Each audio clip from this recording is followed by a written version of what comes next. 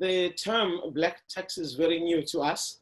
Yes. So I don't know, Nina in Masha, young people, maybe it's not new, maybe it's just normal.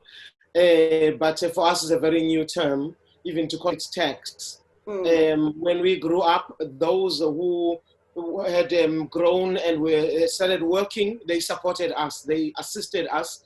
They assisted the mother, the father, they assisted those who were still in the villages, or they even helped educate the children who were younger than them. And also, when I think of the sister who paid for my high school education, there was a serious possibility that I was never going to set foot in high school. And when she paid for me, I remember understanding that she was earning 40 rands a month. So there were nice things going on when you're a young girl, and all kinds of things are taking place at boarding school. Some pain, let's do this. And then for me, there was this vision of this woman who earns 40 rands a month, and I didn't know what she used to eat while she paid for my education.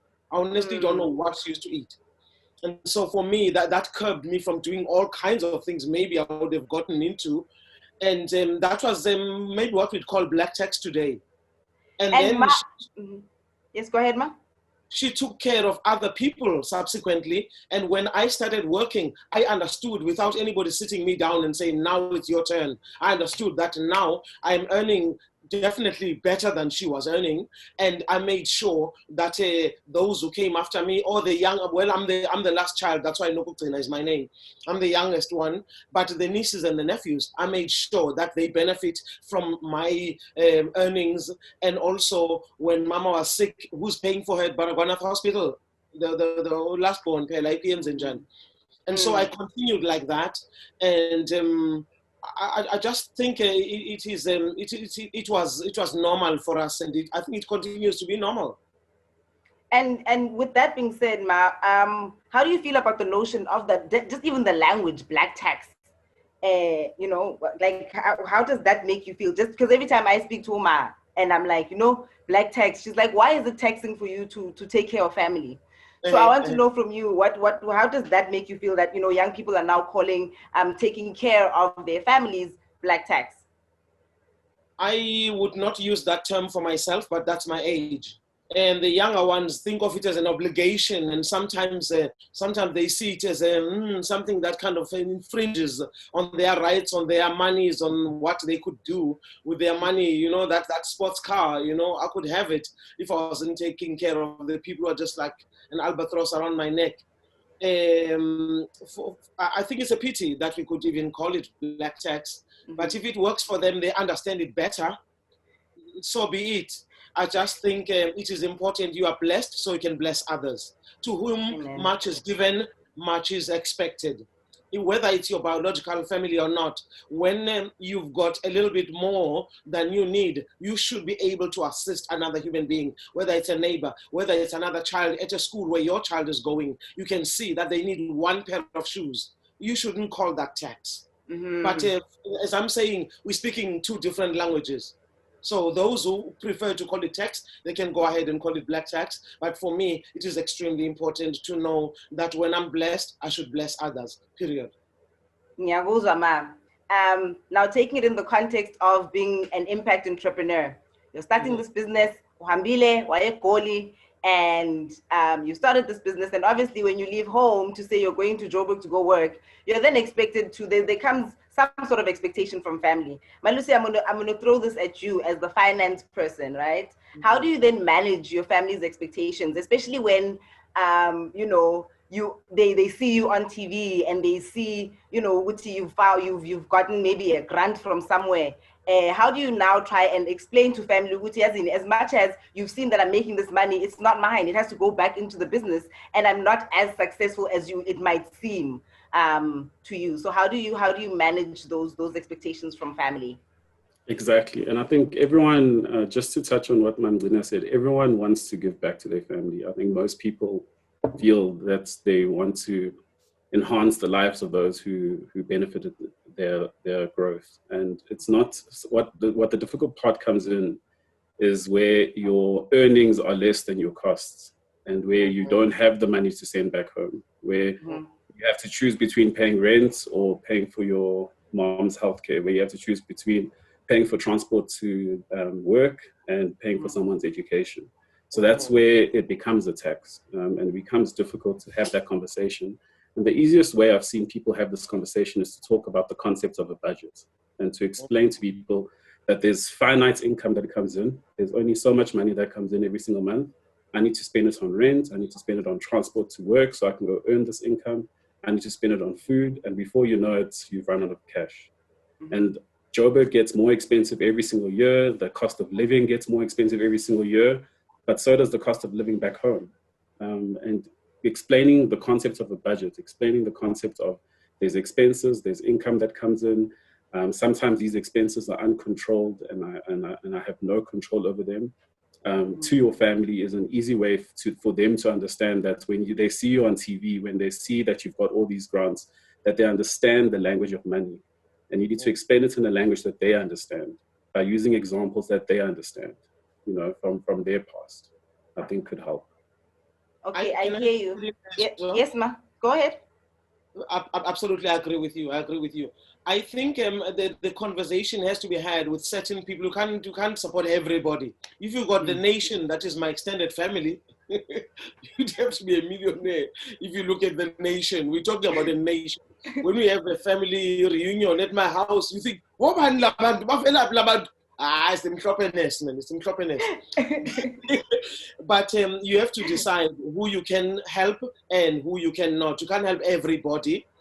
And also to have the conversation that this time I cannot. I'm a freelance artist, for instance. Sometimes I can assist, sometimes I cannot. Just be honest about what you can do and what you cannot do. That's not going to earn you any fans, okay? You're not going to be the darling of everybody in the family. You know?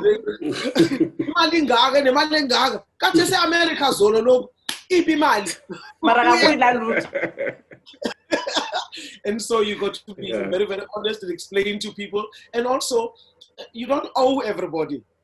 You know, that is a very clear thing. And other people, sometimes there are siblings. Let's say a mother and father have got 4 children. And the other 3, they absolve themselves. Kunzima.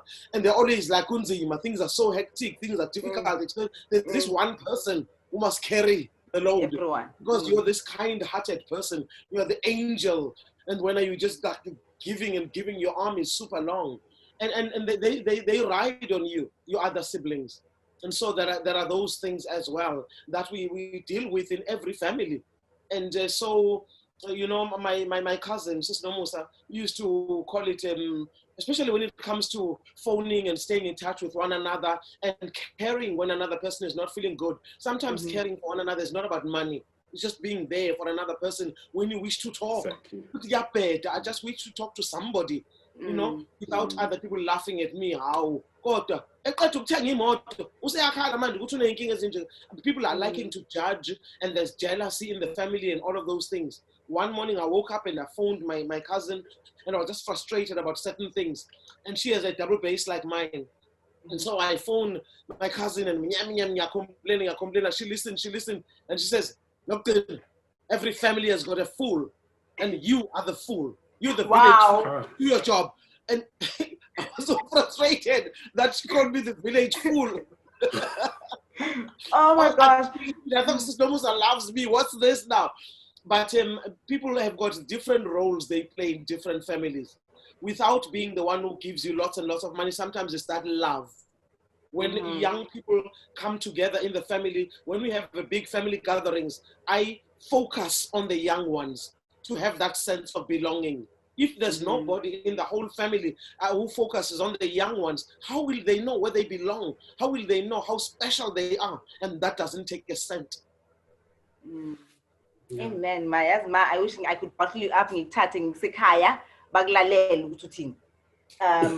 Because I think also my mother is also a freelance artist. So she at some point I thought when I'm pursuing my purpose and going after my dreams, the one person who understands is this woman, because she's kind of done the same thing. And instead, it was the opposite. It was like, how could you do this? You know, how dare you? Like, I took you to school, you went to school, and then you worked for a few years and now you're telling me about chasing purposes. That's not going to help us. I need you to take care of me. So, you know, where do you draw the line? Because you think that, you know, especially your parents, you think that they understand. But I think there's a certain language that we need to have with our parents that I think is just, it's not connecting. At some point, we're not meeting at the same point, so we are not understanding each other. There's a disconnect. So what kind of language should we be using, Nabazalbe, to make them understand, Uti, you know, it's not all wonderful here in the world of professionalism. Malusi and Gcina are like polar opposites. Malusi, I think he's got money speak, you know? You got money speak. If you can count the things, Gcina Mhlophe is so multi-talented, and she's got this, and she's got this. Gcina Mhlophe is illiterate when it comes to this money speak thing. The lady who helps me with finances, I think she's this genius of a woman because she's got this money speak, you know. I don't know how they do it. I have no idea. I'm amazed by people who understand money. So for me, Malusi, it's called, come on. Yes, sir. You got money speak, not. And so I do the best that I can, but I have always made it my business, maybe because I'd never had the privilege of speaking honestly with my own biological mother. So I've always made it my business that the young people who are in my presence, including my daughter, is that I've always have to be honest. This time I can do this. Financially, it's possible. This time I cannot. Simple as that. The sun rises in the east and sets in the west, period. Yeah, I think you're right. Yes, I think we should throw this to the finance person, because he is the one that has the language. You're right. You're right. I think Malusi is the one who would have the right language for us to be using in a way that we're going to understand and in a way that our parents will also understand. So what is that conversation, Malusi? And I'm like, yo, man, it's a tough conversation. It's a very tough conversation, and it's an honest conversation, as Mam Gcina said. Because if you don't have this conversation now, you're going to create unrealistic expectations from your family. Where they're going to see you driving a fancy car and ask, oh, is that the money that was meant to feed us? When they see you being famous on TV, earning funding and so forth, if you don't have that conversation with them, they're going to find it very difficult to understand. And you break it down into examples. You explain to them the same way that they brought you up, the same way that they had to sacrifice for your education and so forth. You have to sacrifice for the rest of your family. And for different families, it means different things. It's very difficult to say, this is the language that you should use. These are the words you should use. You need to understand your family, and you need to understand your family dynamics, and who you can speak to and who you can't speak to, who you're never going to get through to, because not every single person will understand. Not every single person will support you. And you lose a lot of friends when you become an entrepreneur, and also you lose a lot of family in the process as well. So just be prepared for that, because it does happen.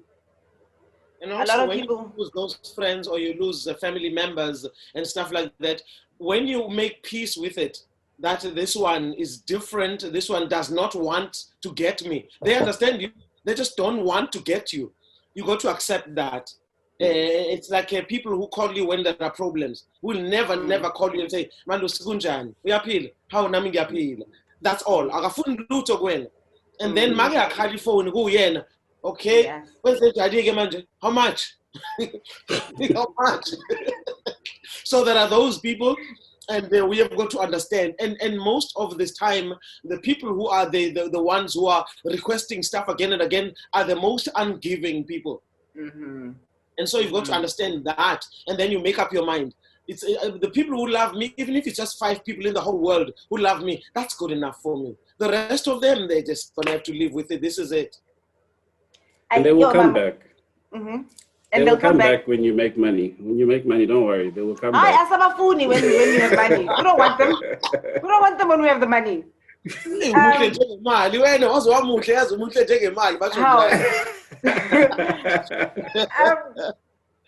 I hear both of you. I hear you. Yes, you must explain and make people understand.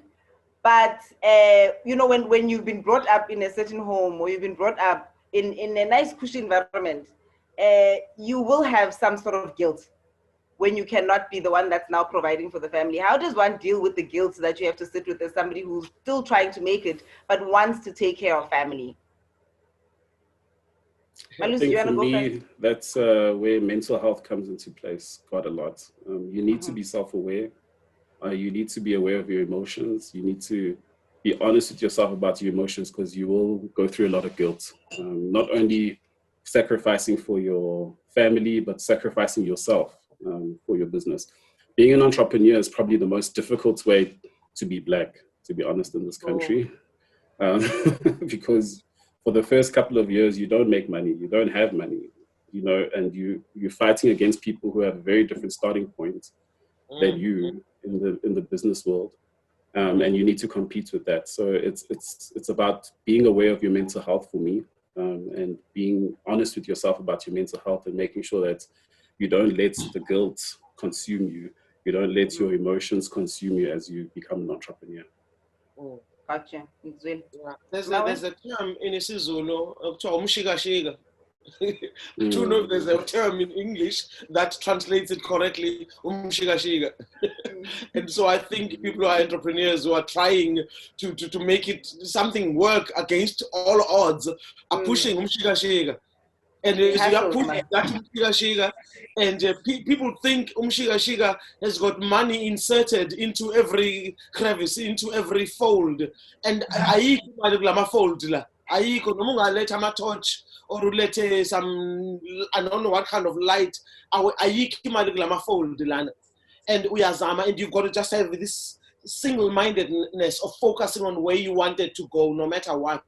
And when you have got people saying you are so selfish, you are so cruel, you don't love family, you are this, and you're not like your father. You know, when you think of what your father did for us in this family, you're just not like so-and-so. Or you got a sibling who's done really, really well, who can afford to do better than you are doing, and they've got a formal job, that one or that the kind of job where you get a proper salary every month, and when you're pushing umshikashika, you don't even know, you don't have the hours or when you're going to arrive, or the date or the month or the year when you're going to arrive, where you are going. And that's where mental health comes in. And also being honest with yourself. Hey, yeah, this is where the friendships and families and siblings and what fall off. And by the time you reach that place where you are pushing umshikashika towards, you get there, you've lost so much weight. You know, speaking, you've lost so much weight. But you will cry along the way. I promise you, you will cry. You will sit with the Almighty. Nkulunkulu manje, are you still here? Please, are we still together? And so all you're going to deal with all of those things. I don't know what it is. We who grew up in spiritual homes where we pray, where we sing, when I don't know what to do anymore, I light those candles. I sing, I pray, I continue with what I have to do because I don't have a choice, right? And sometimes I'm in spaces where the client is not, they're the ones who hired you, but they're not on your side today. And what are you going to do? When you get on that stage, or when you write that script, when you deliver that, you've got to focus on the job. And when it's going right, the client says, you know, I knew you could do it. I knew you could do it. I'm so glad you knew. But along the way, I was doubting. So you deal with all of those things. It has to do with self-love, self-belief, but knowing that you are not perfect. According to your journey to the achievement, to that way you are going, but also knowing that maybe this one, the thing that you are pushing is not your calling. Sometimes we work so hard for something that is not ours. And then when you have to start afresh with a brand new mshika, aye.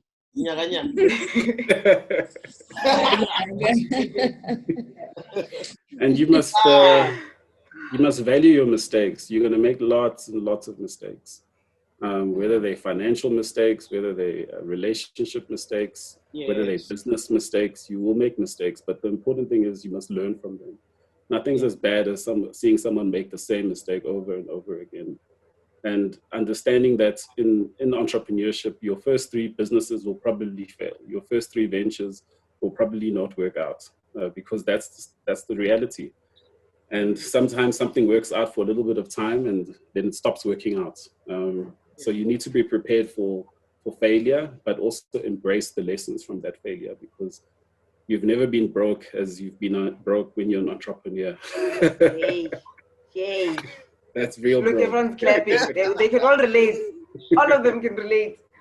Nyaguza, I hear you, Malusi.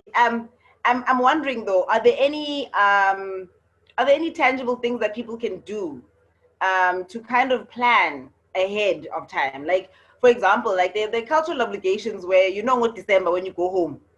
I'll go to December. Something, even if it's a bag of oranges, you can't just come home empty-handed. It's just not done. So is there a way of, planning ahead of time, whether it's kind of putting, family trip back home as part of your budget? But are there ways that people can plan for, taking care of their family? Okay, it depends on what you are used to doing. Some people, when they're about to eat, they pray. Some people, they just dig in. Some people, when they're going to go out of the gate, they're going to just look good, just to be clean. Because clean, that's all we're asking. Don't have to wear designer clothes, just to be clean. That is the tradition in your family. And then there are these things about arriving at your family home and I'll pay luto, and I'll phone. You are not embarrassed at all. And so for me now, that it always depends. Every family is different, and sometimes there are several people who are able to budget and plan for their families. Good, when I'm going home, I've got to bring this and that and that. And throughout the year, maybe you have not really taken care of them. But when you arrive at a certain time, they know that uyezu auntie, uyezu babomncane, uyezu banban. So they know this. But there are the iminyaka ayifani. How do you say that in good English? Yeah, iminyaka ayifani. Every year is not different. every year is the same. Yeah, not every year is the same. So sometimes they've got to understand ukuthi iminyaka ayifani. And so sometimes you arrive, you normally are there for them, but this time it's impossible. It's been drought and then floods and then the windiest storms and then everything you can imagine, because sometimes it doesn't rain, it pours. And you can't even believe that you can walk straight. And they've got to understand that. And you've been the light in other people's lives. How about a little bit of light for me this time? How about a little bit of light for me this time? So family love has got to be like that as well. So it's not always, I keep repeating, it doesn't have to always be material things. Sometimes it's that thing. And no matter how prepared you are, when the storms of life come, sometimes they hit you so hard, and I always call it problems find your address and they park on your veranda and they just chill. It's Mbambi. That's such a beautiful way of explaining it. Mama, I can listen to you speak all day. All day. Just listening to your voice. Melissa, do you have anything for me, you're probably going to hear the word that you hate the most is save, if you can. It's important to save, guys. Not only for your family, but for your business. It's important to save because, as Umar just told us, storms will come. And they come in all shapes and sizes. So you must be prepared for them, but it's important to save. Your budget should have saving included in it. And unlike your credit card or your overdraft, this is your money. Don't forget that. And if you can't save, join a stokvel. Do something that forces you to save. Even if it's 50 Rand a month, 100 Rand a month, it goes a very long way at the end of the day. To support you in times of tough. So I know you all hate it, but save. I like the idea of stokvel. Being rude. What do you mean save? What language is that anyway?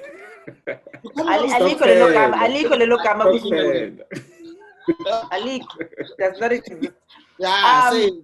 Yeah, absolutely. That makes absolute sense. So there's a comment that's just come through on the chat from Onogwazi saying, I think the common thread that's coming across is conversation or communication. Is this maybe part of the problem that sometimes as Black families, we don't have these conversations about money? Yes. It is true definitely. that is the big problem of not having the conversations about money. Where do I start talking about money? Do we have a family meeting? We say, today we talk about cash. And no matter how difficult it is, we've got to find a way of having this conversation. As I'm saying, you start with we who are parents, we try and break the what do you call it, that cycle of not saying things, and they're going to be very upset. I can't say that. Ooh, I don't want them to be angry with me. I don't. So when we get a certain stage of being parents, we're saying, Yazin, this far and no further. In my family, this subject will be discussed. Futhi, like, start with the easy people in your family that will understand you. Start with your brothers, your sisters, your younger cousins. Start with them in having the conversation. Let them help you find the language to speak to the older people in your family. Speaking of language, there's also a comment here from Uncle Ian saying he agrees with Nokwazi. As a storyteller, how would you, Mam Gcina, tell the story to your family? How would I tell the story to my family? I make times, I always say, if I travel with you and you invited me, Sisanda, and I end up, I don't know where your home people are, and if it's some rural area, and then you look up and Mam Gcina is nowhere to be found. There are two places to look. I'll be with the very old, I'll be with the very young. You can bet your last cent on that. And so for me, you start with people that you are most comfortable to be in the presence of. And you share this thing which you ask him, the other day. And I can't understand, and you share a little story. And then people have a lot of opinions. Ne? I don't know if you ever saw the movie, The Whale Rider from New Zealand. I always think, why can't we dub that movie into Zulu? Can you imagine how judgmental we would be in the audience? We would talk and talk and talk and criticize. It's brilliant because they're from New Zealand, those people. We can judge those people from New Zealand as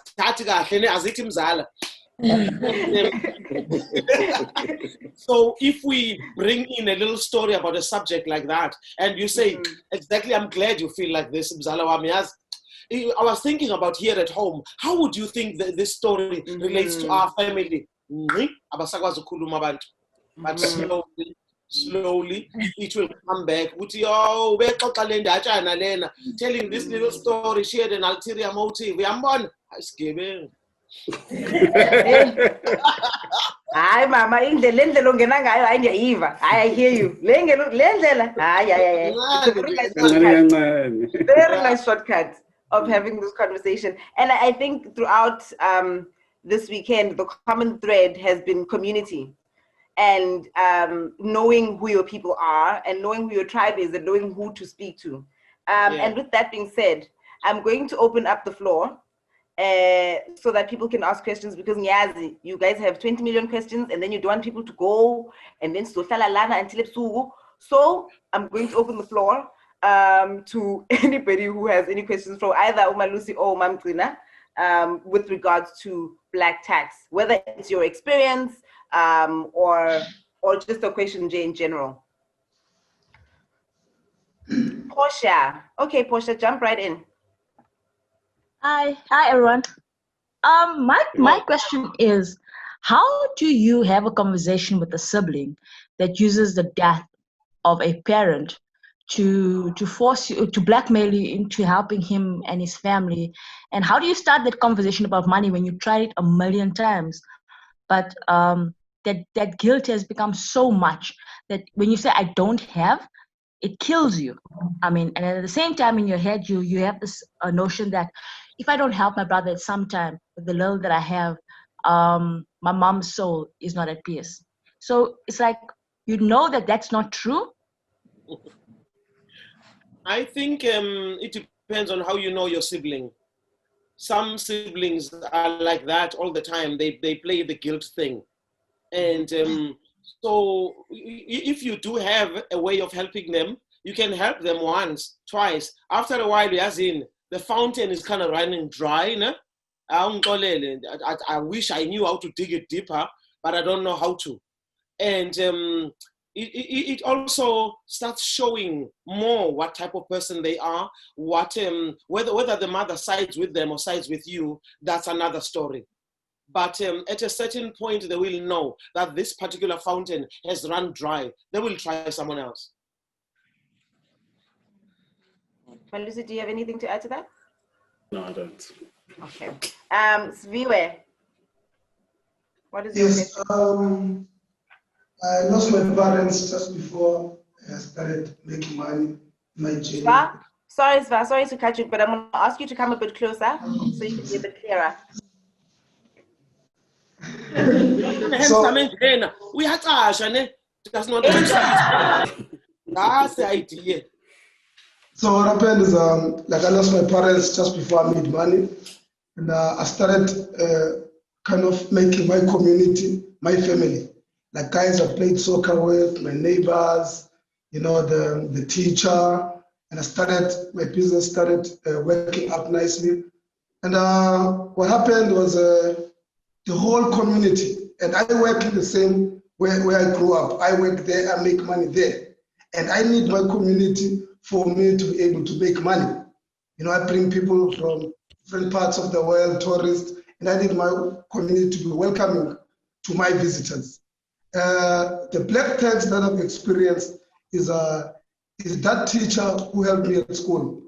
Comes every day to me, Siviwe, you won't be speaking to tourists if I never helped with the homework. The guy that when my car was stuck and they pushed my car, you know, to home, I didn't have petrol, they always come. My teammate I played soccer with, who gave me that beautiful pass for me to score a goal, I owe that guy. Like, the list is there, the whole community is there, and now the thing is, I can't say, you know what, I shut you up, because for me to make money, I need the whole community to make money. Yes, the damn shares. I've seen some people who took the strategy of like, you know what, I'm just leaving this. And now that's when it becomes cold on top. When the community turns back on you, it's not really possible for you to flourish in that community. So I am paying a lot of money to all these people every time, and I don't know how to handle it. It's really frustrating. Now that's black tax, all right. We're talking about the wrong one. I can't stop laughing because he's talking about my community, and I feel some type of way. I feel like, you know, Sva, come on, dude. Like, why are you doing us like this? So do you guys have any answers for Sviwe? Do you have any advice? Yeah, so it's a tough one, Sviwe, and it comes back to being honest with people and sharing your true, honest reality with them. And some of them will understand, some of them will support you, but a vast majority most likely won't, and it's okay. And you just need to be focusing on yourself and also the people who will support you going forward. And those people that are willing to listen to you when you explain your realities, are willing to support you when you are feeling down, are willing to give you that phone call just to say unjani when you are not succeeding. Because those are the people that you're going to need to pull you through mentally when you get the rejection, when you get the bad saying, when people start trying to do bad things towards you. And we all know people try different things in our culture, and some of them work, some of them don't work. But it's important that you have that honest conversation with people. And it's going to be tough because it's going to feel like a loss. It's going to feel like you're coming up with excuses. It's going to feel like you are a failure in some respects, but that's just the reality of life. It's a tough thing to learn as you grow up. Maybe I will look at it, maybe what you don't know about me, I love gardening. The same grandmother who taught me, who shared the stories with me, the reason why I'm a storyteller today, I owe her a ton of gratitude, because the love of storytelling came from that grandmother who made magic with words. And the same Gogo loved gardening. And so for me, when I'm tired of words, because I write, I perform, I give talks, I do all kinds of things, words. When I'm done with words, I go to the garden. And so I plant what I can eat, and I plant beautiful flowers. I do all kinds of things. I love beauty. I love a beautiful garden. So when I'm in the garden, I have to learn which this plant doesn't grow well next to this one. This one prefers the shade. This one prefers full sun. Others I've learned by making mistakes. I plant a nice little baby thing, and the next thing it grows so tall. What's it? Just chill, wait for the other children. And so you learn all of these things. Other people, when they assisted you with your business, they thought and then when they see you growing so much, they feel like, I mean, my child was and me, I assisted you with this and this and this, and you owe me. And some of them, even that you owe me, they can never quantify when you say how much exactly do I owe you. Let's put it in monetary terms. So that in whether it's I don't know, monthly because it was a once-off help with petrol. It was a once-off pushing when I was stuck in the mud, things like this. So for me, people who really care about you, who really want to succeed, now and again will ask for help, but they can't hold you to ransom. Those who don't care, who wish, in fact, for you to fall, they will show themselves. They will show themselves, and maybe you'll fall a little bit, and then maybe without them, you'll be lighter. Maybe without them, actually, you will be lighter to go to better places than you yourself even envisioned. Please don't ever laugh at me. I'll never ask for anything ever again. Please don't laugh at me. In the same breath, I hear you talking about community, but what happens, because a lot of people also, there's like this negative connotation with like marriages now. There's also this talk of, oh no, I don't know if it's an excuse or if it's like a reason. Umuntu athi no, umfazi wami akathandi mangithumela imali ekhaya because I should ultimately be taking care of our family and I should be investing in our family. And so it's not okay when I'm now sending the money that's supposed to be within the family that we've started back home. How does one deal with that? Because both of these homes are your homes. I think I don't know.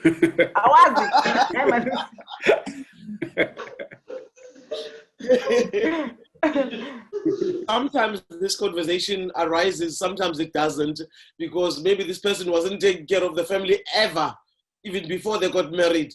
So, cheaper. You can't say, hey, suddenly I'm married and I'm cheaper times two.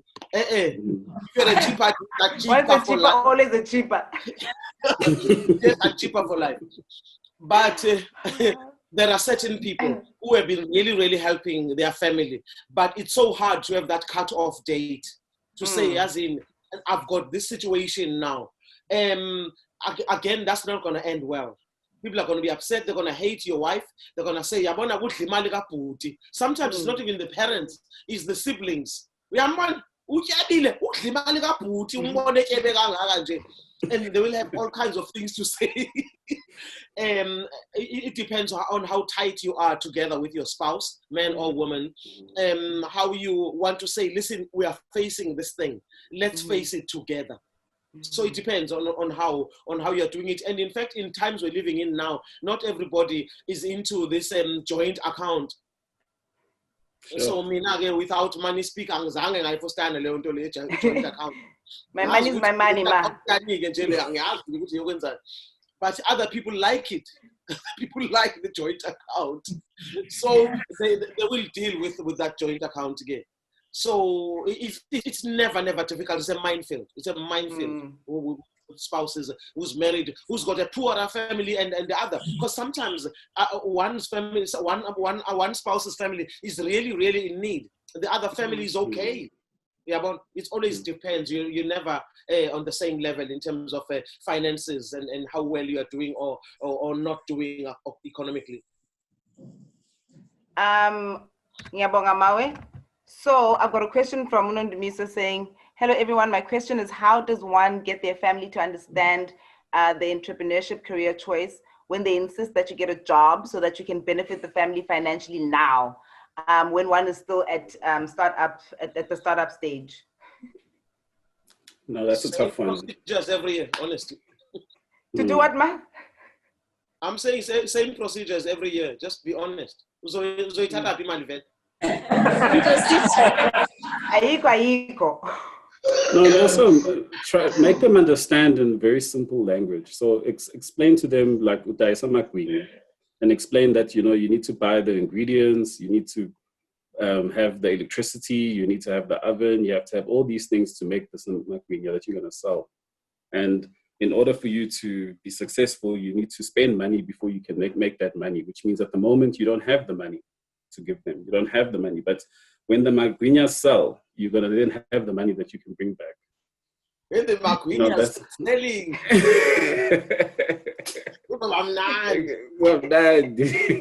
So explain it in a language they understand. Break it down into something, a simple example that they can understand. Because if you don't do that, they're just going to see this as what you call it, money talk that you're speaking. Money talk and Joburg talk and white talk and all sorts of other talk that they can come up with. So break it down into something they can understand, something tangible, something they can relate to in their local community. If it's a spaza shop, if it's a stock fell, if it's a whatever, explain it to them in that way. Gotcha. Siyabonga. Nkanyiso, you have a question? Yes, sanibonani njani? Siyaphila njani wena? Yes, khona bengicela ukubuza nje umbuzo la kuma ugogo ukuthi mhlawumbe umbono noma ukuziluleka to yourself mhlawumbe at the time, let's say mhlawumbe nje nawe usayintokazi usamusha gogo, imuphi mhlawumbe into ongasuyisho mhlawumbe ukuziluleka okuhambisana nemabhizinisi nokusebenza ongakusho manje kuwena at this time mawucabanga in terms of business or brand yakho that you know now kodwa ubungakwazi ngaleso sikhathi ungaziluleka ukuthini noma uzinike advice? Ngiyabonga Kanyisa. Asiqale ngendaba yokuthi I maybe 2 years or only a few years was I ever employed where I can get a salary at the end of the month. So when I left that employment and became a freelance artist up to this day, I made up my mind that when I walk into a shop and there's something I like and I can afford it, and I'm a very decisive shopper. Easy. I walk into a shop, oh my God, that vase or whatever, and I can afford it, sold. I get out of there. Some people get shocked when I walk into a shop and I spot what I want and I pay and I leave. They can't understand that I've never been to that shop before. But if I cannot afford it, I walk away unbroken-hearted. I accept that this one was not mine. And I have been like this most of my life. And up to this day, I'm like that. So what would I teach myself? I'll be 62 this year. Let's say when I was 30, what would I say to a 30-year-old Gcina Mhlophe? I would say to a 30-year-old Gcina Mhlophe, certain things, certain decisions you made. For instance, let's look at looking for a place to stay and knowing that this is doable, this one is not. In those days, I was not so savvy about accommodation and things like this. It took me time. And so I would say to a young person now who's looking for a place to stay, fancy, just look for clean, comfortable, and then the other things will come after. Because, abantu abasha namhlanje, they like to show off. The first job, funi accommodation, chop. So that people bezongbona would say ngifigile. I was never like that, but still I think I could have been slightly more savvy when it came to these things of apartments or buying property. Because the first flat I bought, I don't know how old I was. I don't know. I was in my 30s when I bought a flat. And I didn't know exactly how to negotiate and all of those things. Young people are super clever nowadays, but sometimes they don't use their cleverity so well. No, thank you so much, Ngiyabonga. And I'm so happy that the young women are listening.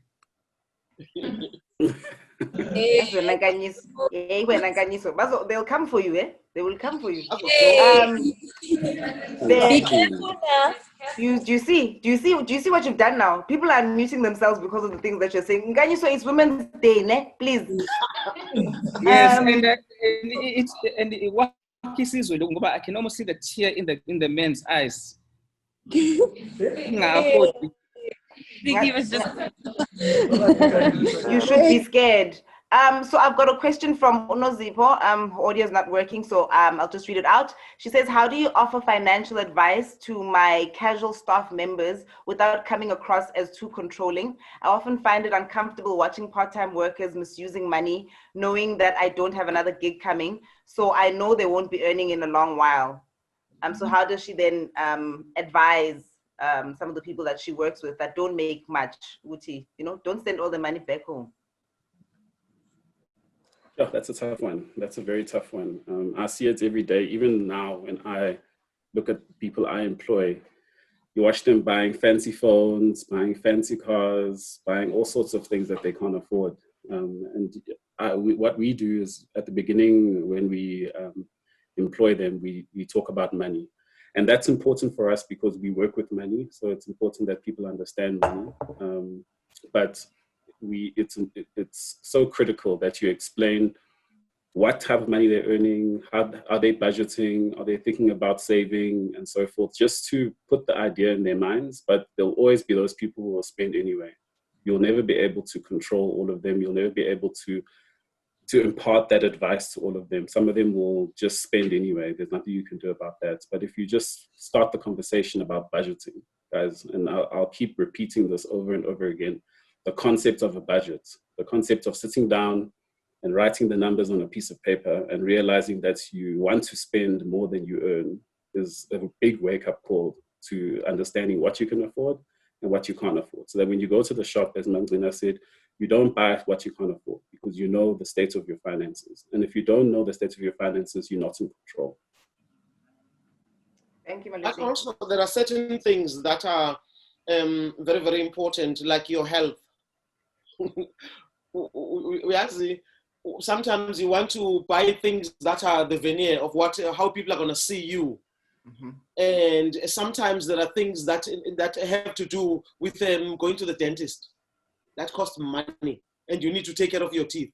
What about eye tests? What about just certain things that are to do with your own health? That's self-love. What about self-love tax? Where is it?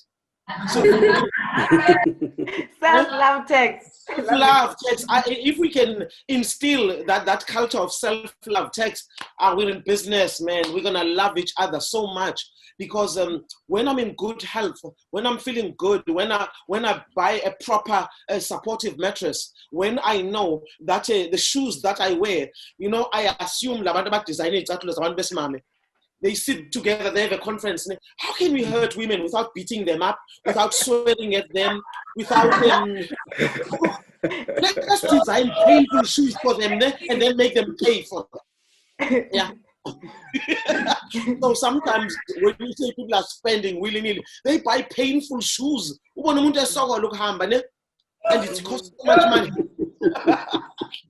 So sometimes spending could be spending on supportive shoes that will see you through difficult times. And little things like these also matter when you're talking about spending. Because sometimes we want to look good, but it doesn't make sense if you look good and you don't have food to eat. You're wearing these painful shoes. You haven't paid your rent. You have not done all kinds of things like this. Or the person who matters most to you, your father, who's been there no matter what. Maybe they need an operation. You can't pay for all of it, but you can put something into that. I mean, really. Batshele ma, yes, Batshele. Are you listening, Nimzulu ma? Are you listening? Does anybody else have any questions? Joburg, you guys are so quiet all of a sudden. Yes, ma. Melissa is busy every day because Joburg has been rockers the whole weekend. Everybody is quiet there. Like, I'm also just in awe. I can't believe it. I can't believe it. Corona. Let's blame it on Corona. Corona, ma. So, guys in Joburg, does anybody have a question? The first one is really a comment, and then the second one is going to be a question. I'm just reflecting now on how what we are calling the black tax, it has helped me, it has helped mold me to be a responsible person. I'm a firstborn son at home. I was the first one to ever go through university. I'm an experiment of my parents. So that has worked for me, where I have to, because my parents, they don't have tertiary education. Person who had matric was my father. My mother didn't. She had to raise her children, 6 of us. So now to get my siblings where I was at the time, to get them through high schooling, get them through university, that was that light in my shoulders in a way. And I supported the one who was born after me. And I did with the next. And then the last 2 were all working on them all together. But one thing I like to reflect on is how that has made me, because I had to compromise, I had to sacrifice. I live a very lean life today. I don't wear brands, for example. I think the only branded clothing item is Nike because of their messages. And other than that, I don't wear clothing labels. And now I look at Sensor. We've had to raise funding because the company requires heavy capital, because we're doing consumer electronics, and this is stuff we were the first, in a way, the first to do this in Africa. So we needed to raise capital for this, and this now it has to be treated with leanness, best lean processes, you know. And I remember this other friend of mine who was walking a similar path. And he raised a bit of funding as well. I remember sometimes we'd be at the airport together, and then he'd buy a Jack Daniel's brandy at an airport. And I'm there, I'm like, oops, you know. And at that time, I'm just taking out this kaftina, what I packed at home, because airport food is expensive. I don't even drink alcohol, not because it's spiritual or whatever. It's because the money is just not worth it, the money that goes into it. And all of those kind of things all come from having to sacrifice for my siblings. It was easier then for me to sacrifice for Sensor. So that's why I appreciate now that taking that responsibility. So when they say black tax, I don't relate with that. That was one thing I needed to share about just this black tax subject. And now the other black tax that Sylvia was speaking about, the community now, that has been an issue for me. I come from a rural environment where we don't see much people on TV. Our journey at Sensor, prototyping and all of these kind of milestones, we've been documented a lot. I can't really recall any television station or radio station that has not interviewed us. And each time this happens in my rural community, this is a big, what, Zuko on TV? What, Zuko on the Daily Dispatch? This is a big, and then I go home and I'm driving a Kia Picanto at home, and people are confused. He's on TV. What's happening? And then I have guys, and I have guys I went to school with, and they point this out. Remember, Zuko, that at that time I helped you to be where you are today. So, and I'm like, obviously, I don't give the answer that comes to mind. I'm like, oh, if you did that, do it to number one. Let's build more Zukos. But obviously, I would try to change the subject because I don't want to give what comes to mind immediately. I'm like, yeah, chance, yeah, those days. And then I ask something else that divert the attention. So the question now comes to, what would you recommend to someone like me? For example, when I'm going to my rural community where people, they feel that, Zuko, you know what, that other year, we were going to this and that, so pay this. I get this a lot and a lot of people that are working professionally, they also experience this. We have, they label it as toll gates, where each and every corner there's someone asking you for a rent, asking you to buy gas. It's painful having to buy someone that you can consume because you can't afford it, you know. Yeah, so I'd like just to ask around there, okay, what would you, Mama, recommend? How would I have to mold my language that I use in engaging the people in my folks when they feel that I should contribute this and that because they also contributed there and there? Okay, your last line says, I should. You don't owe them, they don't owe you. You can't call a village child, they can't come and wash your car. No matter how small your car is, it needs to be washed now and again. And also this thing of wanting something from somebody, knowing Gucci, there are people who have helped you here in the village, who've been there for you now and again. You don't ask them these things. It's only because this one person lives in a big city and they seem to have succeeded more that you feel that they owe you. So some people you don't engage with. Some people you take a bit of time to just share the conversation with them in a quiet moment, to say, as in, this is where I am, and this is what has happened. This is how difficult things can be in the line of work I'm doing. But also, I'm not Maliavuza. You know, I'm not Maliavuza. It looks like that maybe, but I am not. I don't drip money. And you find a nice way, of course, to putting it. Maybe I'm putting it too crass in Ramanja, but you find a way of putting it just to explain to them, to do this kind of things. There are people who always want a lift. They never think of even 20 rands to assist somebody with their petrol. I've got a nephew who, if they were choosing angels in heaven, if they wanted new angels from KZN, they would choose him as one of them. And sometimes I get so upset when people just want and want and want and want from him, and he has become my son, and I put my foot down. That's enough. Okay, that's enough. And no matter how loving I am, no matter how playful I love to laugh and whatever, when I'm not joking anymore, you don't have to read newspapers. You know for a fact that I'm not joking anymore.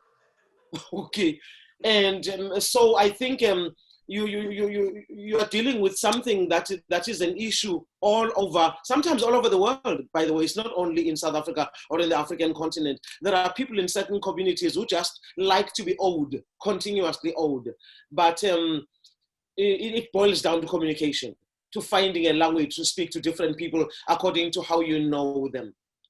I would like to talk about something else as well. Maybe I mentioned it here now, but one day I want several hours to discuss it. It's one of the most annoying things about being a South African. In nonsense, so I'm expensive coffins.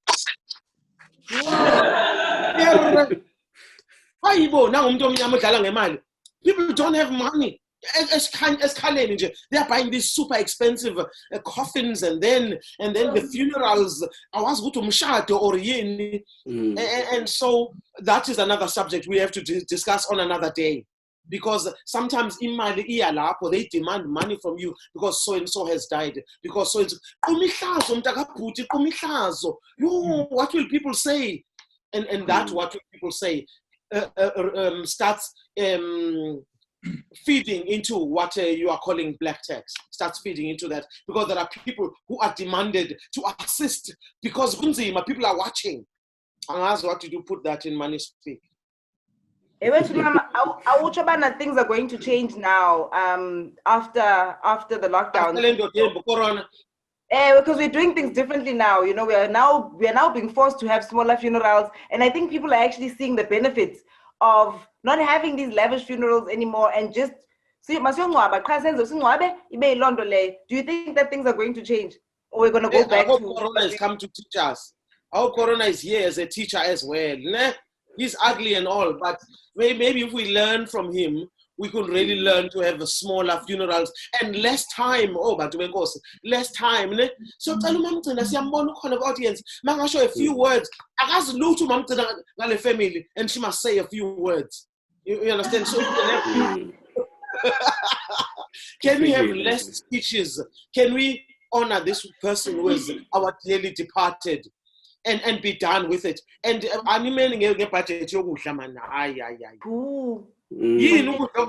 Sandwiches, Sure. Just a few sandwiches, a cup of tea, and vamos, ne? I think there was one comment from Batesi, and then I think after that we'll wrap up the session. Batesi? Hold it. Okay. No, I just wanted to make a comment based on what Malusi and Mama has been speaking about. And I think what we're hearing is a lot about setting healthy boundaries. and communicating those boundaries to other people, and firstly having the boundaries within yourself, you know. And I think I said that I don't drink.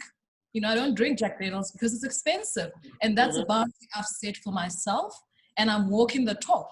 So I will not now buy a BMW and then tell someone else that, no, I don't have the money or I can't afford it. Of course, you can do whatever you want to do, but I think that it's very important to be conscious about what you're saying and what you're actually doing, and walk the talk, you know, because that's how people will learn, and it'll be easier for people to respect those boundaries.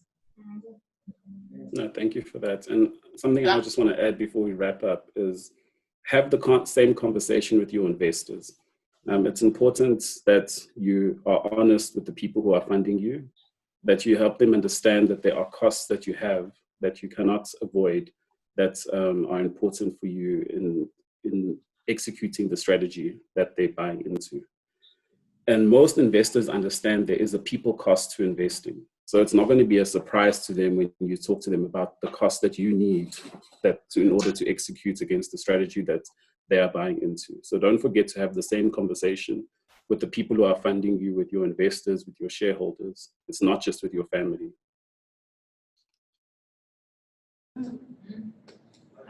Thank you so much, Malusi. I think that is important. I don't think we actually think about the funders, because I mean, if somebody's giving you money, you just automatically think, hey, you know, there's certain things that you can't be discussing with them. So I think that's a valid point. But I'd just like to thank you both. It's been such a fun session talking about something that I thought was going to be very finicky, because it's like this big elephant in the room, and you just made it so fun and so easy to talk about. So I'd just like to say thank you so much for giving us your time. Namava enu. I think we've all learned quite a bit. I think setting boundaries is the one thing that I'm walking away with, and self-love tax. I am adding that to my budget. Yes. Self-love tax, please, self-love tax. And it is National Women's Day. Can we honor and respect one another? Can we honor and respect one another? That's all I'm asking of us South Africans. Honor and respect one another, that's all. And can we as men do better? Thank you. Thank you, Malusi. Siyabulela, Mama. Siyabulela kakhulu. Thank you so much. Thank you, Malusi. Sure. Keep on doing Thank that you. money speak, man. I love money speak. I love money speak. I never stop. Yes. God Thank you bless so much, guys. Thank you. You're welcome. Bye-bye, Guys. Bye-bye, Masiyabulela. You did good. You did good. Thank you, Mama. Thank you.